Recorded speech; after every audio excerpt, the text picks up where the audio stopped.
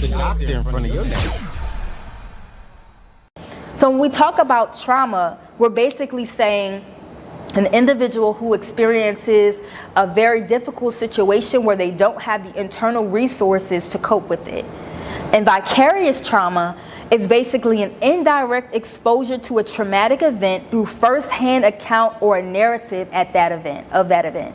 So not necessarily saying that I got into a car accident, but hearing about a family member or a friend being involved in a bad car accident, that can cause what we call vicarious trauma to an individual.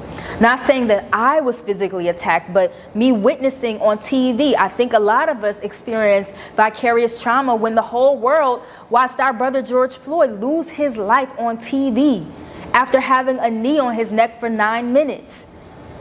That was called vicarious trauma. We weren't directly traumatized, but vicariously we experienced trauma through witnessing it through our brother. And the same thing can happen when we witness so many tragedies that are happening back to back. It's not like we had enough room to breathe. It wasn't like these tragedies happened months apart. It was literally weeks, y'all. Literally weeks. And not only these national tragedies, but think about what happens in our communities from day to day. I just saw one of my homies, shout out to Mental Black Men Heal in Philadelphia. So Black Men Heal, they posted that they lost 14 people in Philly over Memorial Day weekend due to gun violence. This isn't necessarily just something that we just have to, it made the national news, and it's, these tragedies. Of course, it was horrible that it happened, but we also have to pay attention to, okay, how is this also impacting us in our communities, right? Because no situation is more important than the other. No life is more valuable than the other. We definitely praying for the families in Texas, but we said that was around 19 people. They said 14 in Philly. That's not too far off. That's not a significant difference. So we really have to pay attention to how these situations are impacting us. And so how do we deal with the anxiety of the emotions associated with these tragedies that we're experiencing, whether it's day to day or a national tragedy? So one of my line sisters reached out and said, I'm having a hard time even leaving the house. Like I don't want to leave the house. And like I said, that's normal.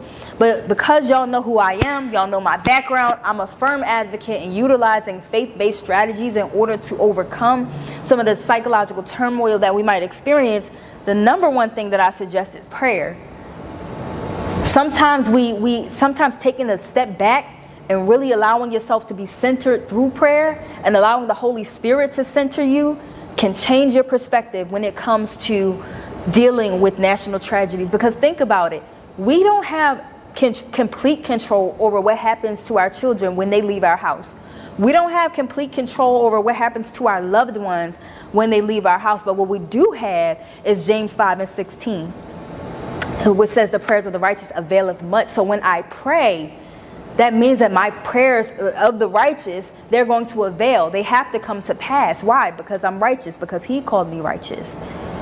So when I'm experiencing, whether it's anxiety or fear or the wide range of emotions that us as people that we've been experiencing as a result of these tragedies, we can pray. We can give it to God. And I know it sounds simple, but I promise y'all, it works. It literally works. You're looking at a testimony of how prayer has changed and turned around so many different situations. It definitely works. The doctor in front of your name.